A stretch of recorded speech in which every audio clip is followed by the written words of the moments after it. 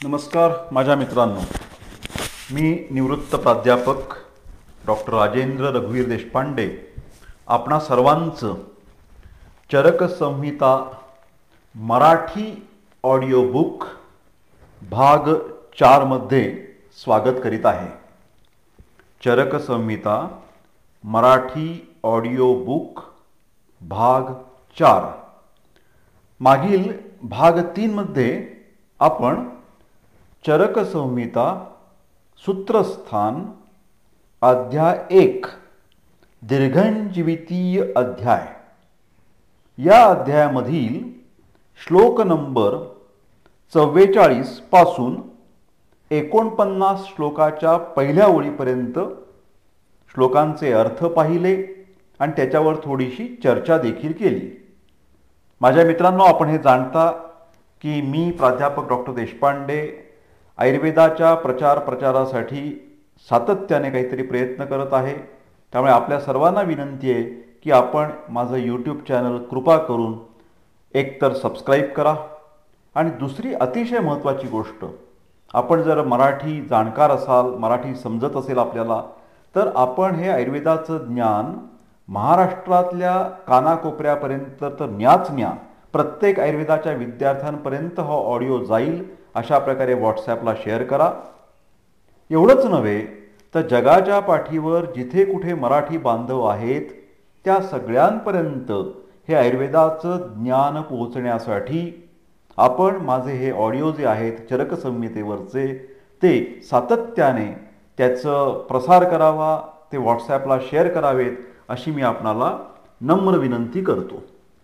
चला चालू करूया.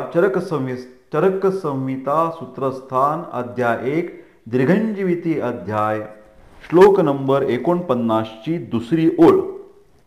या ठिकाणी आता कर्म याची चर्चा चालू झालेली आहे. प्रयत्नादी कर्म चेष्टितम उच्यते. काय आहे अर्थ याचा? प्रयत्न इत्यादी हालचाली किंवा क्रिया याला आयुर्वेदामध्ये कर्म असा शब्दप्रयोग केलेला आहे. थोडक्यात इंग्रजीमध्ये आपण ज्याला ॲक्शन असं म्हणतो, मग ती हृदयाची आकुंचन प्रसरणाची हालचाल असू द्यात, नंतर निश्वास उच्छ्वास ही क्रिया असू द्यात, हातपाय हलविण्याची क्रिया असू द्यात, मलमूत्र विसर्जनाची क्रिया असू द्यात, आयुर्वेदातील शस्त्रकर्म असू द्यात, पंचकर्म असू द्यात, या सर्व क्रिया आहेत मित्रांनो. त्याच्यावर थोडीशी अधिकची चर्चा आपण करूया. प्रयत्न या शब्दाचा काय अर्थ आहे बरं? प्रयत्न म्हणजे नक्की काय? तर कोणत्यातरी कार्यासाठी जी आपली प्रवृत्ती होते, कोणत्याही कार्यासाठी केली जाणारी प्रवृत्ती, याला आपण प्रयत्न किंवा एफर्ट्स असं म्हणतो.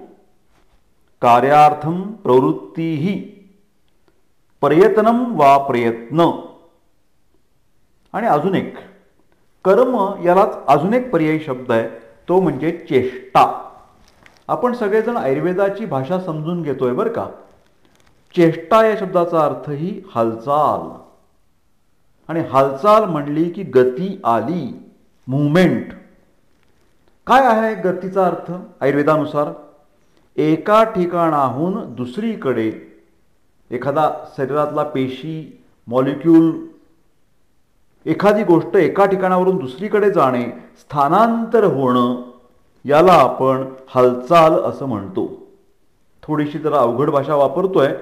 पूर्व संबंध विच्छेद, पूर्व संबंध विच्छेद आणि उत्तर संबंध स्थापन होणं, म्हणजे मागच्या गोष्टीशी, मागच्या मॉलिक्युल्सची डिटॅचमेंट, त्याच्यापासून सुटून जायचं आणि पुढच्या मॉलिक्यूलला पकडायचं.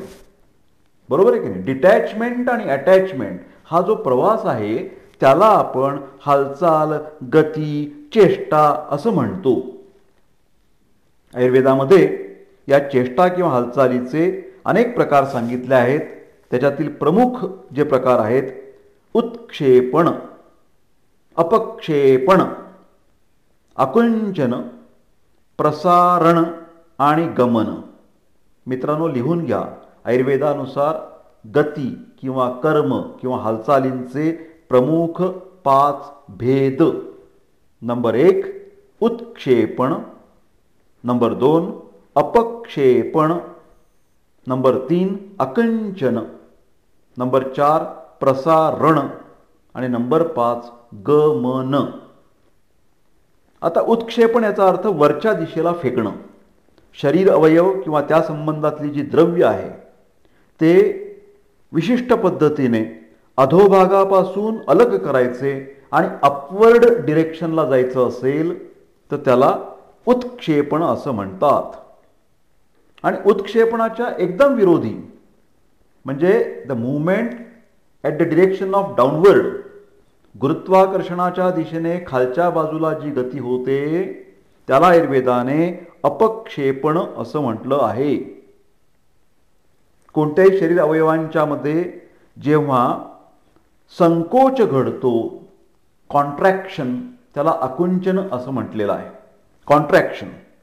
आणि आकुंचन क्रियेच्या विरोधी म्हणजे प्रसारण, रिलॅक्सेशन. परत एकदा या सगळ्या कर्मांचं उत्क्षेपण म्हणजे अपवर्ड डिरेक्शननी मूवमेंट, अपक्षेपण म्हणजे डाऊनवर्ड डिरेक्शनने मूवमेंट, आकुंचन याचा अर्थ कॉन्ट्रॅक्शन, प्रसारण याचा अर्थ रिलॅक्सेशन. आता गमन म्हणजे काय? तर जी क्रिया दिशा किंवा प्रदेश यांच्यापासून वियोग आणि अन्य प्रदेशाशी संयोग घडवून आणते त्या क्रियेला गमन म्हणावं, मूव्हमेंट म्हणावं. या गमन क्रियेचे सुद्धा भ्रमण, रेचन, स्पंदन, तिर्यगमन असे विविध प्रकार सांगितलेले आहेत. थोडक्यात मित्रांनो, प्रयत्नपूर्वक केलेले शरीर व्यापार म्हणजे कर्म. प्रयत्नजनित, प्रयत्नपूर्वक केलेले शरीर व्यापार म्हणजे कर्म. आयुर्वेदाने वमन, विरेचन इत्यादी पंचकर्म सांगितलेली आहेत. त्यामध्ये सुद्धा पूर्वकर्म, प्री ऑपरेटिव्ह, प्रधान कर्म, ऑपरेटिव्ह आणि पश्चात कर्म, पोस्ट ऑपरेटिव्ह इत्यादी सुद्धा वेगवेगळे प्रकार आपल्याला कर्मांच्या मध्ये समजून घ्यावे लागतील. चरक संहिता सूत्रस्थान अध्याय 1 दीर्घंजीवितीय श्लोक नंबर 50. समवायो अपृथक भावो भूम्यादीनां गुणर्मताः स नित्यो यत्र हि द्रव्यम न तत्र अनियतो गुणः. या ठिकाणी आपल्याला समवाय हा एक नवीन शब्द आहे. आयुर्वेदामध्ये समवाय शब्दाला फार महत्त्व आहे. समवायी कारण म्हणजे काय? तर भूमी इत्यादी द्रव्यांचा आपल्या आपापल्या गुणांच्या बरोबर असणारा जो अपृथक भाव स्वरूपाचा संबंध आहे, नॉन सेपरेबल. अपृथक भाव म्हणजे काय इंग्रजीमध्ये? Non separable. त्याला समवाय असं म्हणतात. आपल्याला माहिती आहेत पंचमहाभूत: पृथ्वी, आप, तेज, वायू आणि आकाश. पृथ्वीचा गंध या गुणाशी संबंध, आप म्हणजे जलमहाभूत याचा रस या गुणाशी संबंध, तेज याचा रूप या गुणाशी संबंध, वायू याचा स्पर्श या गुणाशी संबंध आणि आकाश याचा शब्द या गुणाशी असणारा संबंध कसा आहे? तर तो न विलग करता येणारा आहे. आपण त्यांच्यामध्ये विभागणी करूच शकत नाही. द्रव्य आणि गुण यांचा इतका घनिष्ठ संबंध आहे. त्या घनिष्ठ संबंधाला आयुर्वेदामध्ये शास्त्रीय भाषेत समवाय असं म्हटलंय. समवाय हा नित्य असतो. जेथे जेथे गुण आहेत तेथे जेथे जेथे द्रव्य आहे तेथे तेथे गुण असणारच. त्यांच्यामध्ये कधीही अनिश्चितपणा नसतो. थोडक्यात याच्यावर चर्चा म्हणजे काय लक्षात घ्यायला पाहिजे तुम्हाला? समवाय म्हणजे अपृथक भाव आहे, नॉन सेपरेबल एंटिटी. द्रव्यापासून समवाय वेगळा करता येत नाही.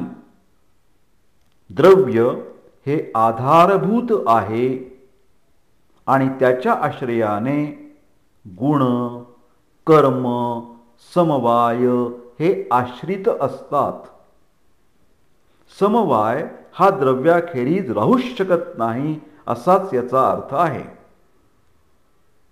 वैशेषिक म्हणून जे दर्शनशास्त्र आहे त्याच्यामध्ये अपृथक्त्व यासाठी अयूत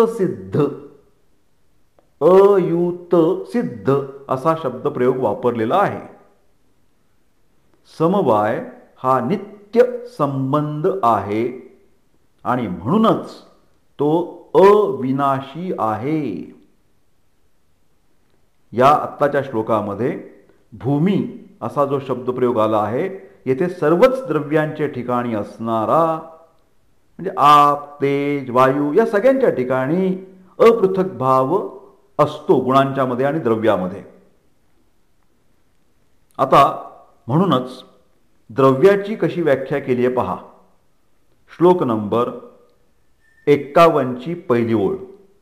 काय पाहतोय मित्रांनो, लिहून ठेवा. द्रव्याची व्याख्या.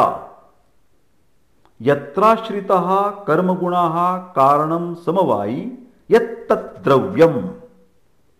यत्राश्रितः कर्मगुणाः कारणं समवायी यत्तद्द्रव्यम्.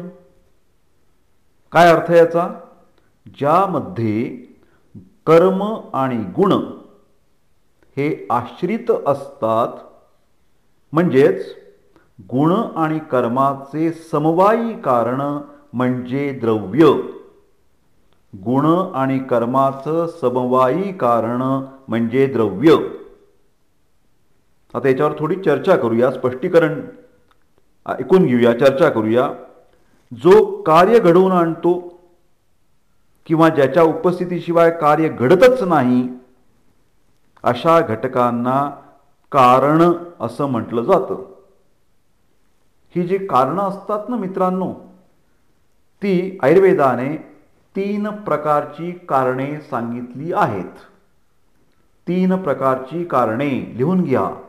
समवायी कारण, असमवायी कारण आणि निमित्त कारण.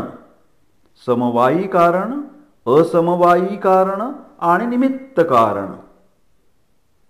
जेव्हा एखादं कार्य होतं त्या कार्यनिर्मितीसाठी या 3ही कारणांची उपस्थिती आवश्यकच असते. आता काही उदाहरणं पाहूयात. समवायी कारण म्हणजे ज्याच्यापासून साक्षात कार्य घडतं. उदाहरणार्थ, कापसाचे तंतू असल्याखेरीज कापड तयार होत नाही. माती असल्याशिवाय मडकं बनत नाही. थोडक्यात तंतू आणि माती किंवा मृत्तिका. तंतू हे कापडाचं समवायी कारण आहे आणि मृत्तिका किंवा माती हे मडक्याचं समवायी कारण आहे. म्हणजे असे मित्रांनो, केवळ कापसाच्या तंतूचा ढीग तयार करून ठेवला म्हणजे काही कापड नाही काही होत. त्या कापसाच्या तंतूचा फायबर्स, कॉटन फायबर्स यांचा विशिष्ट प्रकारे संयोग व्हायला लागतो. हा जो संयोग आहे, ही वीण घालायची आपल्याला, तशी जर वीण घातली तरच कापड बनणार आहे. म्हणजेच तंतूचा विशिष्ट संयोग किंवा रचना म्हणजे असमवायी कारण. आणि याच्याही पलीकडे आता हे कोण विणतं ना, कापड विणायला पाहिजे ना, ते कापूस विणायला पाहिजे. तो कापसाचे तंतूचं विणकाम करायचं आहे, संयोग करायचा आहे, हे घडवून आणणारा कोण आहे? तो विणकर आहे, ती व्यक्ती आहे. त्या विणकराला निमित्त कारण असं म्हणायचं. म्हणजे कसं आहे की एकदा कापडाचे कपडे तयार झाले, शर्ट तयार झाला, पॅन्ट तयार झाली, तर त्याच्यानंतर त्या विणकर काय असलाच पाहिजे त्या ठिकाणी असं काही नाही आहे. परंतु ती जी शर्ट किंवा पॅन्ट आहे त्याच्यामध्ये कॉटन फायबर्स हे राहणारच आहेत. थोडक्यात कसं आहे मित्रांनो, समवायी आणि असमवायी यांना नित्य, कन्सिस्टंट, परसिस्टंट असं म्हटलेलं आहे बरं का. त्याच्यामुळे कर्म आणि गुण ज्याच्यामध्ये समवाय संबंधाने राहतात त्याला द्रव्य म्हणावं. कर्म आणि गुण हे द्रव्याचे समवायी कारण आहेत. वैशेषिकांनी यासाठीच क्रियावत गुणवत समवायी कारणम द्रव्यम अशीच व्याख्या केलेली आहे. चरकसंहिता सूत्रस्थान अध्याय 1 दीर्घंजीवितीय अध्याय श्लोक नंबर 51. द्रव्याची व्याख्या पाहिली. आता आपण काय पाहणार आहे? गुणांची व्याख्या. व्हॉट इज मीन्ड बाय गुण? हे सगळं फार महत्त्वाचं आहे बरं का. द्रव्य गुण कर्म सिद्धांत हा चरकाने सांगितला आहे सूत्रस्थानाच्या पहिल्याच अध्यायामध्ये. These are the basic principles of Ayurveda. गुणांची व्याख्या. समवायी तु निश्चेष्टः कारणं गुणः. समवायी तु निश्चेष्टः कारणं गुणः. द्रव्याच्या आश्रयाने राहणारे समवायी कारण म्हणजे गुण, परंतु ते स्वतः, गुण स्वतः मात्र निष्क्रिय असतात. ते समवायी कारण आहेत पण ते स्वतः मात्र निष्क्रिय असतात. आता थोडंसं चर्चा करूया. म्हणजे द्रव्याची व्याख्या केल्यानंतर आता गुणांचं लक्षण सांगितलेलं आहे. द्रव्य आणि गुण यांच्यामध्ये आश्रयाश्रयी भाव आहे. गुण हे द्रव्याचे समवायी कारण आहे, परंतु गुण हे स्वतः निष्क्रिय असतात. गुण कर्म द्रव्यांच्या आश्रयाने राहतात, त्यांचा समवाय संबंध असतो. गुण आणि कर्म हे द्रव्याची समवायी कारणे आहेत. या सगळ्या गोष्टी आता तुम्हाला स्पष्ट झालेल्या आहेत. पण आता एक महत्त्वाची आपल्याला गोष्ट लक्षात ठेवायची आहे की गुण आणि कर्म हे दोन्ही गोष्टी द्रव्यावर आश्रित असल्या त्यांच्यात एक महत्त्वाचा फरक आहे. एका बाजूला द्रव्य आहेत, एका बाजूला गुणकर्म आहेत बरं का. तर गुण हे निश्चेष्ट असतात, परंतु कर्मामुळे मात्र चेष्टा म्हणजेच क्रिया घडून येते.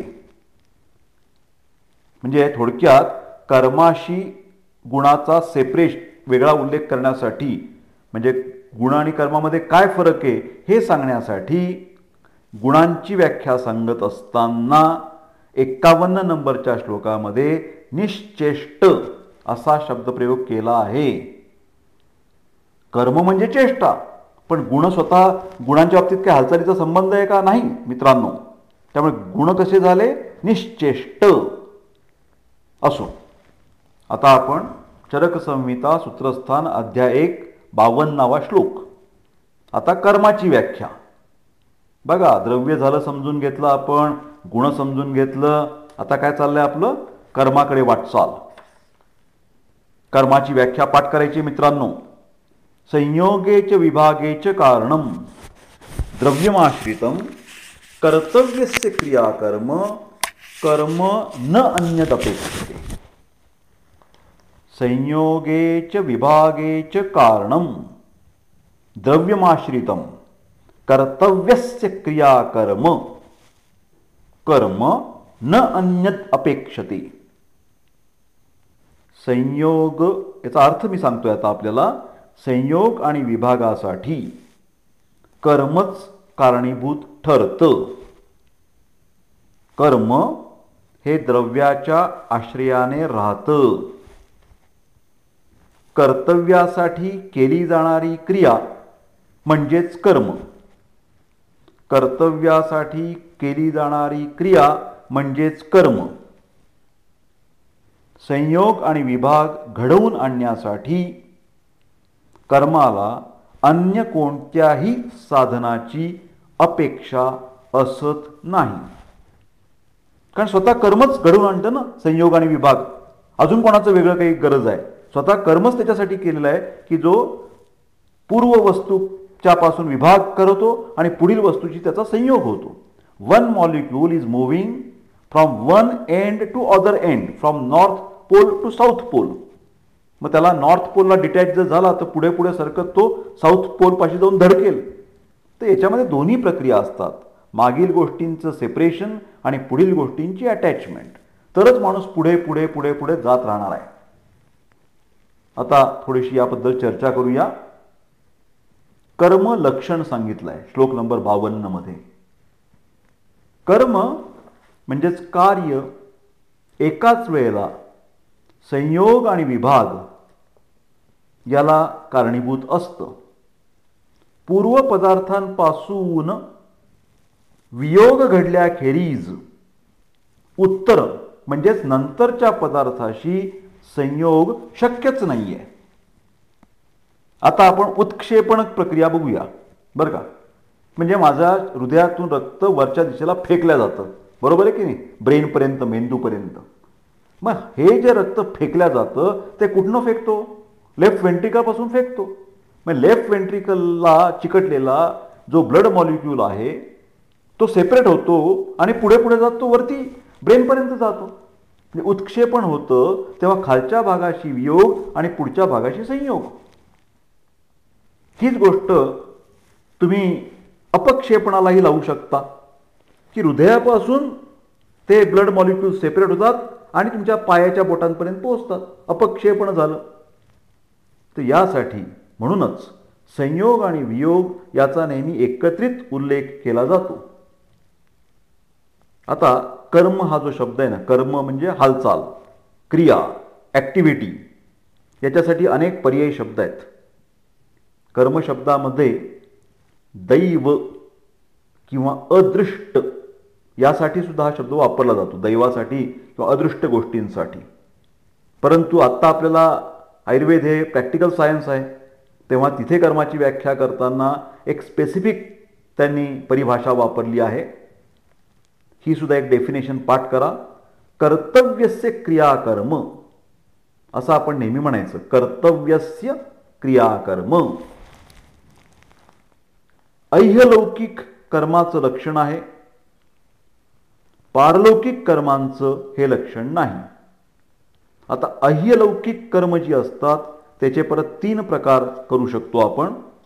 सप्रत्यय, असत्प्रत्यय आणि अप्रत्यय.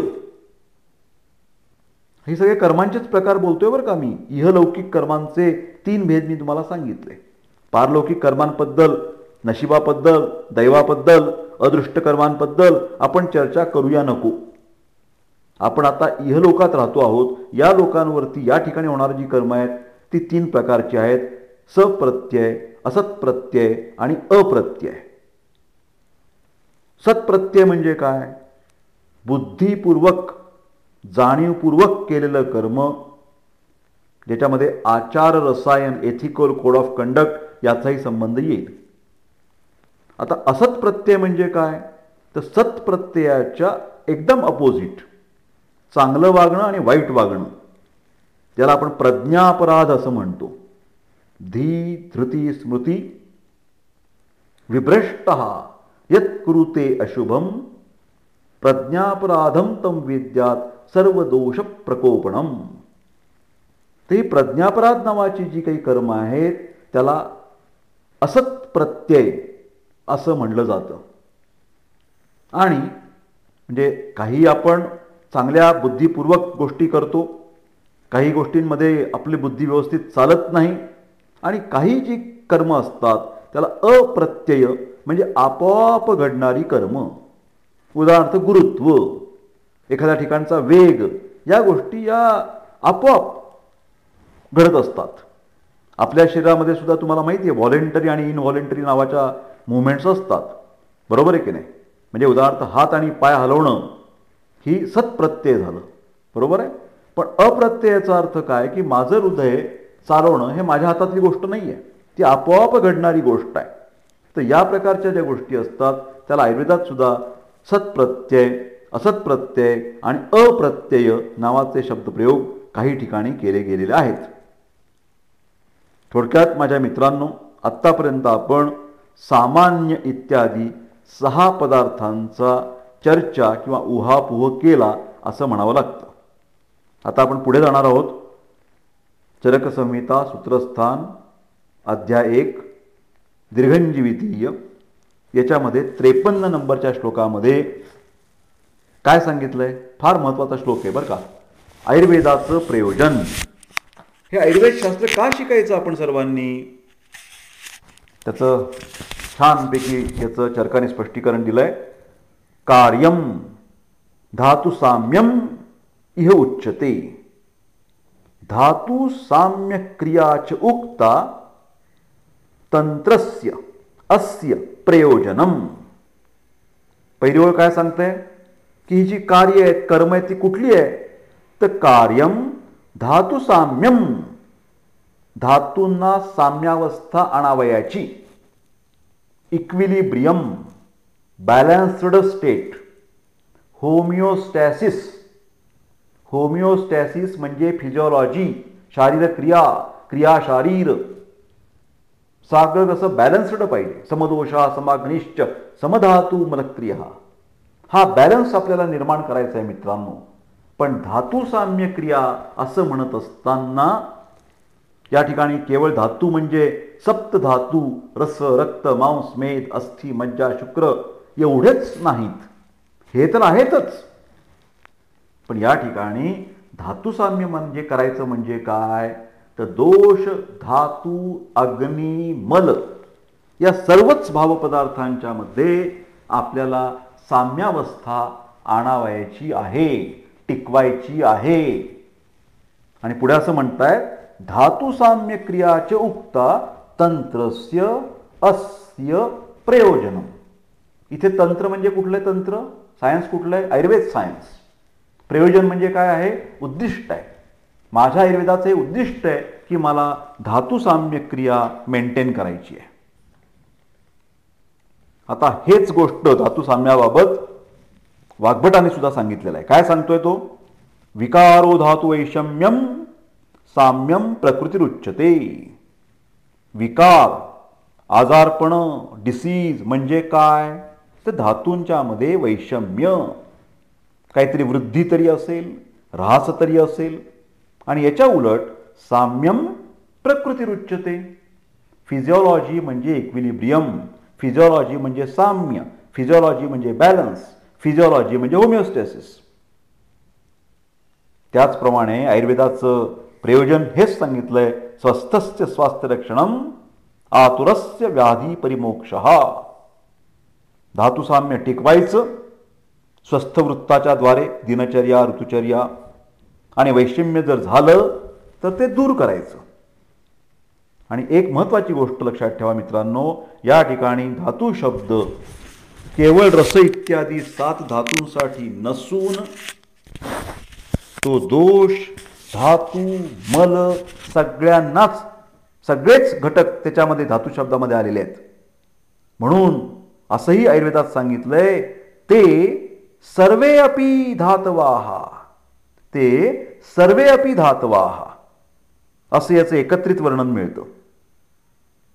धातू शब्दाने धातू, धारण करणारे धातू एवढेच मर्यादित अर्थ न घेता येथे बल, स्थिरता, दृढता, पोषण करणं असे अनेक अर्थ धातू शब्दांनी ग्रहण करावे असं विद्वानांचं मत आहे.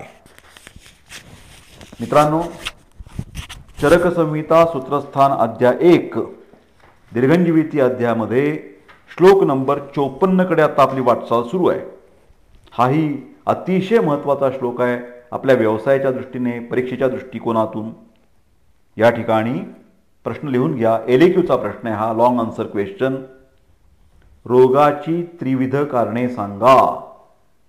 रोगाची त्रिविध कारणे सांगा. काय श्लोक आहे? काल बुद्धी इंद्रियार्थानाम, काल बुद्धी इंद्रियार्थानाम योगो योगो मिथ्या न च अतिच द्वयाश्रयाणाम व्याधीनाम त्रिविधो हेतु संग्रहा. सोपा अर्थ आधी समजून घ्या. नंबर 1, काल म्हणजे दिवसाचा काळ आहे, ऋतूंचा काळ आहे.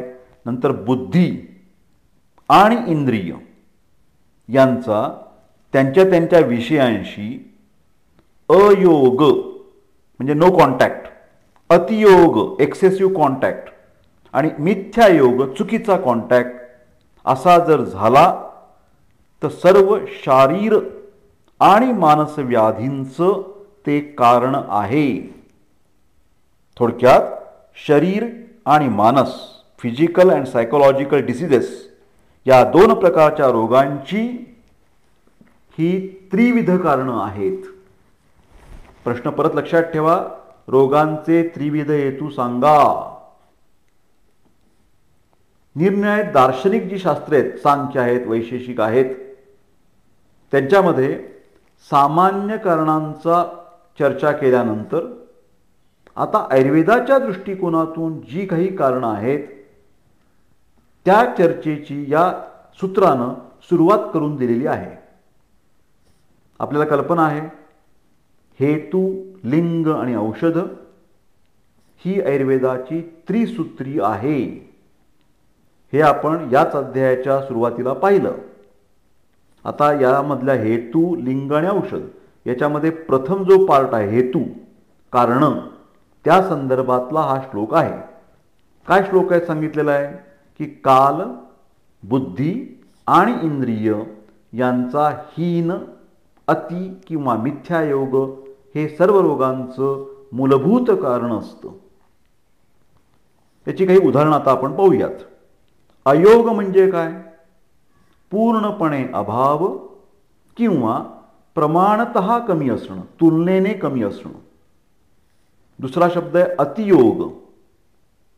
अतियोग म्हणजे आवश्यकतेपेक्षा अधिक प्रमाणात, एक्सेसिव्ह. आणि नंबर 3, मिथ्यायोग म्हणजे अनुचित प्रकारचा व्यवहार, अनुचित प्रकार. आता आपण कालाबाबतचं थोडी चर्चा, उदाहरणं घेऊयात. तुम्हाला माहिती आहे, ऋतू सगळे माहिती आहेत. शिशिर, वसंत, ग्रीष्म, वर्षा, शरद, हेमंत. आयुर्वेदानुसार वर्षभरामध्ये 12 महिन्यांमध्ये 6 ऋतू सांगितलेले आहेत. याच्यामध्ये सोप्या भाषेत हिवाळा, उन्हाळा आणि पावसाळा, भारतामध्ये हे 3 प्रकारचे ऋतू दिसून येतात. आणि या प्रत्येक ऋतूमध्ये विशिष्ट प्रकारचं हवामान हे आपल्याला अपेक्षित आहे. आता असं झालं बघा की हिवाळ्यामध्ये थंडी कमी पडली किंवा थंडीच पडली नाही. या 20-20 नोव्हेंबर, डिसेंबरमध्ये, जानेवारीमध्ये जे थंडीचे दिवस आहेत त्याच्यामध्ये अजिबात थंडी जाणवली नाही, तर त्याला तुम्ही काय म्हणणार? त्याला तुम्ही अयोग असं म्हणणार. पण आता मी पुणे शहरामध्ये राहतोय आणि या ठिकाणी मला कल्पना आहे की साधारणतः थंडीच्या दिवसांमध्ये हे टेम्परेचर साधारणतः आपण असं धरूया की 8-9 पासून ते 12-13 पर्यंत ते थंडीचं सेंटीग्रेडमध्ये टेम्परेचर आहे. पण हेच जर इथे असं आढळलं पुण्यासारख्या, महाराष्ट्रासारख्या भारतातल्या भागामध्ये की 0 किंवा -2 टेम्परेचर गेलेलं आहे, तर त्याला काय म्हणता येईल आपल्याला? हा थंडीचा अतियोग झाला. असं घडत नाही मित्रांनो, म्हणून तर आपण सेफ आहोत. पण हा अतियोग हा काश्मीरमध्ये पाहायला मिळतो. आणि काही वेळेला काय होतं, क्वचित हिवाळ्यामध्ये थंडी पडण्याच्या ऐवजी समजा पाऊसच पडायला लागला तर आपण त्याला म्हणतो अवकाळी पाऊस झाला. तर अवकाळी म्हणजे आयुर्वेदाच्या दृष्टिकोनातून मिथ्यायोग असं म्हणावं लागेल. आता आपण दुसरा मुद्दा विचारात घेऊया, बुद्धी. बुद्धी म्हणजे काय? तर ज्ञानेंद्रिय जी असतात आपली, श्रोत्र, त्वक, चक्षु, रसना आणि घ्राण, तर यांचं जे प्रातिनिधिक रूप आहे त्याला आपण बुद्धी किंवा इंटेलिजन्स असं म्हणतो. परंतु बऱ्याच वेळा काय होतं, आपली बुद्धी जी होते ती भ्रष्ट होते. बुद्धी भ्रष्ट होणे म्हणजे मिथ्यायोग. IQ कमी असणे म्हणजे अयोग, बरोबर आहे की नाही? किंवा बुद्धीचा अतिरेकी वापर करायचा, मेंटल स्ट्रेस आला तर त्याला अतियोग असं म्हणता येईल, बरोबर आहे की नाही? तर या पद्धतीप्रमाणे धी धृती स्मृती विभ्रष्ट यत्कुरुते अशुभम प्रज्ञापराधम तम विद्यात सर्व दोष प्रकोपणम. म्हणजे मित्रांनो, प्रज्ञापराध म्हणजे काय झालं तर तो मिथ्यायोग झाला, असं कृपा करून लक्षात घ्या. आता तिसरा मुद्दा आहे इंद्रियार्थ. मुळात इंद्रियांच्या साह्याने आपल्याला कशाचं ज्ञान होतं? ज्ञानेंद्रिय 5 आहेत: श्रोत्र, त्वक, चक्षु, रसना आणि घ्राण. म्हणजे कानामुळे आपल्याला शब्दांचं ज्ञान होतं, त्वचेमुळे स्पर्शाचं ज्ञान होतं, डोळ्यामुळे रूपाचं ज्ञान होतं, जिभेमुळे रस कळतो आणि नाकामुळे गंध कळतो. तर या शब्द, स्पर्श, रूप, रस, गंध यांना इंद्रियार्थ म्हणतात. आता याचा सुद्धा अयोग होणं, अतियोग होणं किंवा मिथ्यायोग होणं याच्यामुळे माणूस आजारी पडतो. आता हे का घडतं तर मुळामध्येच ते प्रज्ञापराध झाल्यामुळेच, म्हणजे आपली बुद्धी नीट काम करत नाही त्यामुळे असं घडतं. काही सोपी उदाहरणं पाहूयात आपण, की कानाने दिवसभरामध्ये कोणतीच गोष्ट ऐकायची नाही बिलकुल. ज्याला आपण स्पेसचं ट्रेनिंग म्हणतो ना, आकाशात जायचं आहे, तुमच्या कानावर एकही शब्द येणार नाही, असं जर एखाद्या माणसाला साऊंड प्रूफ खोलीमध्ये कोंडून ठेवलं 5 दिवस, आठवडा, महिना, तर निश्चितपणाने त्याच्या शरीरावरती वाईट परिणाम होणार आहेत. कारण ते काय झालं? शब्दांचा अयोग झाला. दुसरी एखादी घटना आहे ज्याला आपण साऊंड पोल्युशन असं म्हणतो. म्हणजे जे ट्रॅफिक पोलीस असतात की नाही, ते दिवस रात्र पापू पापू सगळे प्रचंड ट्रॅफिकचा आवाजाचा अतिरेक त्या ठिकाणी होत असतो, अतियोग होतो. आणि बऱ्याच वेळा या ट्रॅफिक पोलिसांना कानामध्ये आवाज येणं, बहिरेपणा येणं अशा प्रकारच्या तक्रारी होतात. त्याचं मूळ कारण काय आहे तर श्रोत्रेंद्रियांचा त्याच्या शब्द या अर्थाबरोबर अतियोग झाला. आता अजून एक वेगळी गोष्ट लक्षात घेऊया, की एखाद्या घरी कौटुंबिक कलह भरपूर आहेत आणि सारखे नवरा बायको एकमेकांशी भांडतायत. कडाक्याची ती भांडणं असतात, कटकटी असतात. तर त्यांच्या ज्या मुलांच्या कानावरती जे शब्द प्रयोग पडतील, एकमेकांना शिव्याशाप देण्याचे प्रकार, हा कसा प्रयोग झाला? हा मिथ्यायोगा झाला असं आपल्याला म्हणावं लागेल. मित्रांनो, चरकाचार्यांनी या हीन, मिथ्या आणि अतियोगाचं वर्णन पुढे तिस्त्रषणीय अध्यायामध्ये केलेलं आहे. तिस्त्रषणीय अध्याय पुढे आहे, तो आपण बघणारच आहोत. आता आपण पुढच्या श्लोकांकडे जाऊया. चरकसंहिता सूत्रस्थान अध्याय 1 श्लोक नंबर 55. काय सांगितलं या ठिकाणी? या ठिकाणी रोगांचं आश्रयस्थान सांगितलं आहे. बघा, शरीर सत्वसंज्ञम च शरीरम सत्वसंज्ञम च व्याधी नामाश्रयो मतः तथा सुखानाम योगस्तु सुखानाम कारणम समहा. शरीर आणि मन हे दोन्ही गोष्टी रोगांचं आश्रयस्थान आहे. पण त्याचबरोबरीने मित्रांनो, शरीर आणि मन हे सुखाचंही आश्रयस्थान आहे, हे विसरू नका तुम्ही. आणि म्हणून या शरीर आणि मनापासून आपल्याला सुख मिळवायचं असेल तर काल, बुद्धी आणि इंद्रियार्थ यांचा समयोग म्हणजेच सम्यक योग ही गोष्ट शरीर आणि मनाच्या सुखाला कारणीभूत ठरते. म्हणजे आता आपणच ठरवायचं की या काळाच्या बाबतीत, काळ तर आपल्या हातात नसतो, परंतु प्रज्ञापराध करायचा का नाही, नंतर इंद्रियार्थांच्या बाबतीमध्ये अयोग, अतियोग, मिथ्यायोग होऊ द्यायचा का सम्यक योग होऊ द्यायचा, हे आपण ठरवायचं आहे. असो, त्याच्यावर 1-2 वाक्य अधिकची सांगतो. रोगाचं आश्रयस्थान या संदर्भातला श्लोक आहे. येथे सुख या शब्दातून आरोग्य अपेक्षित आहे. सुख म्हणजे आरोग्य. तर काल, टाइम फॅक्टर, बुद्धी, इंटेलिजन्स आणि इंद्रियार्थ यांच्या समयोगानं आरोग्य टिकविता येतं, तसंच ते प्राप्त पण होतं, असं या श्लोकामध्ये स्पष्ट केलं आहे. चरकसंहिता सूत्रस्थान अध्याय 1 याच्यामध्ये श्लोक नंबर 56 बाबत आता आपण चर्चा करूया. निर्विकारः परस्त्वात्मा सत्वभूत गुणेंद्रियैः चैतन्ये कारणं नित्यो द्रष्टा पश्यति हि क्रियाः. या ठिकाणी आत्म्याचं वर्णन आता सुरू झालेलं आहे. आत्मा हा निर्विकार आहे, तो पर आहे, पर म्हणजे श्रेष्ठ. आणि हा आत्मा मन, शब्द, स्पर्श, रूप, रस, गुण इत्यादी भूतगुण आणि त्याच्याचबरोबर इंद्रिय आणि याच्या सकट चेतनेचं कारण ठरतो. लाईफ फोर्स आहे तो. आत्मा म्हणजे काय? चेतना आहे. तो निर्विकार आहे पण श्रेष्ठ आहे. पर याचा अर्थ श्रेष्ठ. आत्मा हा नित्य तसेच द्रष्टा म्हणजे साक्षी होतो आणि सर्व क्रियांचं तो अवलोकन करत असतो. आता या आत्म्याच्या लक्षणाबाबत थोडी चर्चा करूया. सत्व, आत्मा आणि शरीर हे त्रिदंडवत म्हणजे जीवात्म्याचा आधार आहे असं सांगितलं गेलं आहे. यापैकी मन आणि शरीर हे रोगांचं आश्रयस्थान असू शकतात, परंतु आत्मा मात्र निर्विकार आहे, म्हणजेच त्याला निरोगित्व असतं असं स्पष्ट केलं आहे. निर्विकार याचा काय अर्थ आहे? तटस्थ. म्हणजेच आत्मा हा सुख किंवा दुःखानं बाधित होत नाही.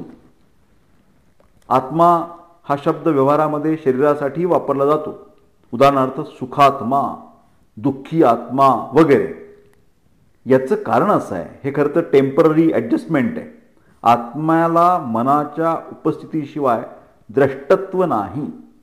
म्हणूनच आत्मा हा इंद्रियादिकांच्या संयोगामुळे ज्ञाता, तर त्यांच्या व्यतिरिक्त म्हणजे इंद्रिय जर अटॅच नसतील, त्याला मन अटॅच नसेल, तर तो अज्ञाता असतो असंही म्हटलं जातं. हे गोष्ट जीवात्म्याबाबत आहे. आत्मा हा साक्षी किंवा द्रष्टा आहे असं म्हणताना तो चक्षुरादी इंद्रियांच्या रूपादी गुणांचा द्रष्टा आहे. हा जो श्रेष्ठ आत्मा आहे, पर आत्मा, हा निर्विकार असून शरीरस्थ सुखदुःखांनी रहित असतो. अचेतन शरीर आणि मन यांना जेव्हा चेतना प्राप्त करून देणारा तो एक कारण आहे असं आत्म्याबद्दल आपल्याला संक्षेपाने सांगता येईल. मित्रांनो, चरक संहिता मराठी ऑडिओ बुक भाग 4 याचा मी येथे आत्ता आपण कन्क्लूड करूया. आणि आजच्या आपल्या या ऑडिओ सेशनमध्ये आपण श्लोक नंबर 56 पर्यंत आलेलो आहोत. आपण मला असं वाटतं 49ची दुसरी ओळ सुरुवात केली होती आणि 56 या श्लोकापर्यंत समाप्ती केलेली आहे. पुढच्या ऑडिओ सेशनमध्ये भाग 5 मध्ये श्लोक नंबर 57ला मी सुरुवात करेन. धन्यवाद.